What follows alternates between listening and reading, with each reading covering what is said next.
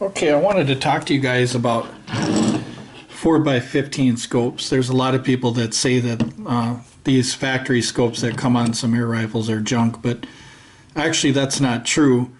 The reason why people think they're junk is because they're using them for the wrong purpose. They're using them for longer range shooting and stuff like that. If you look here, you got the elevation and the windage.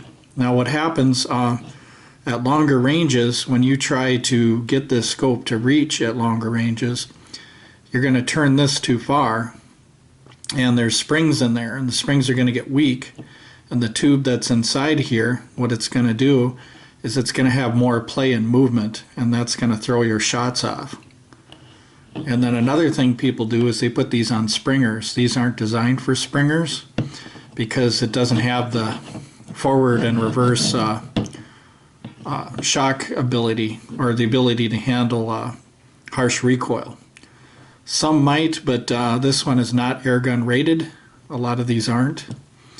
So if you put these on springers, you could damage the scope.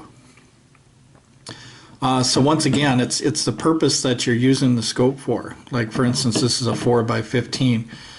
A crosshair on a 4x15 scope will be able to zoom in on, say, like a 1-inch target at 25 yards.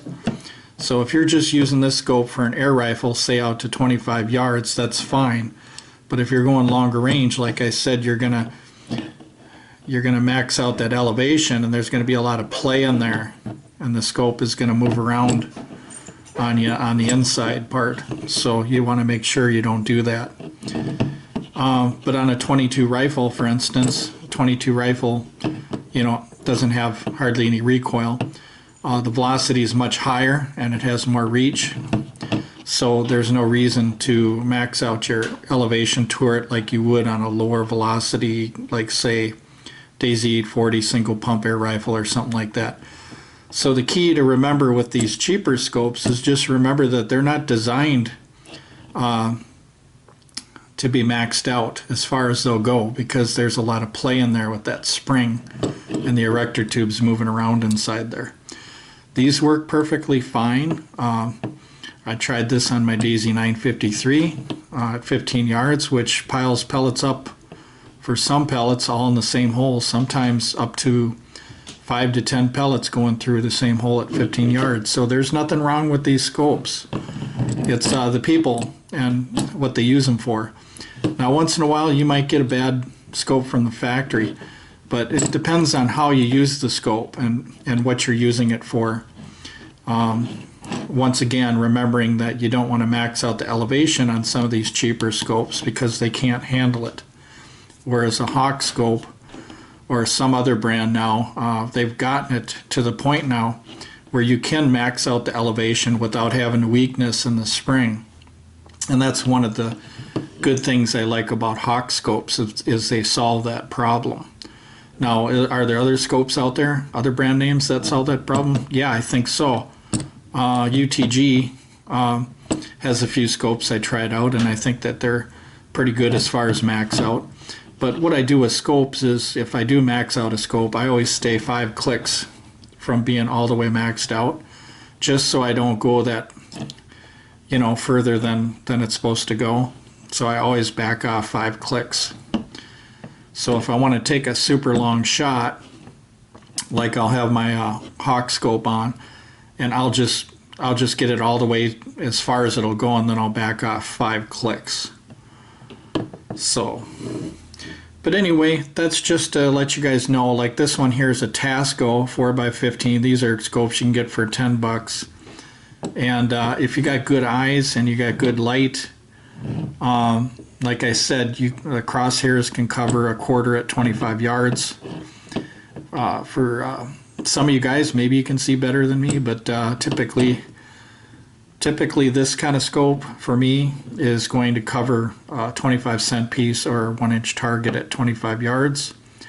So if I need to shoot anything smaller, I'll go with a 9 power, 12, or even higher. So, but something like this for 25 yards, especially for anybody that's hunting and stuff like that, if your target is much bigger, you don't always need that big magnification. because you want more field of view. For instance, if you have a 2-power scope, you have more field of view, so you can see your animal that you're hunting. If he moves around a lot on you, you can see you have more field of view. So sometimes the lower powered magnification works out good too.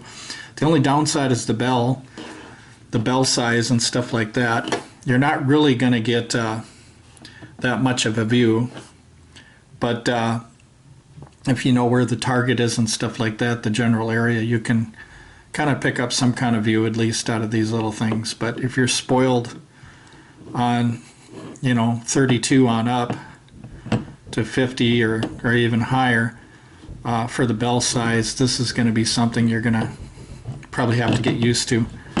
But yeah, these work fine on them plastic rifles that you get, pumpers and stuff like that, but I wouldn't use this like on a Springer. You could if you want, but like I said, there's always that tendency to, for the scope to get messed up because it's having that shock, that backwards and forward shock. So anyway, that's enough about the 4x15 scope. So just want to let you guys know that just use it for its purpose. Its purpose is not long range for most air rifles. It's just for your, your 15, 25 yard plinking or whatever. If you want to get out further, switch some scopes and, get some better ones on there. But anyway, thanks for watching.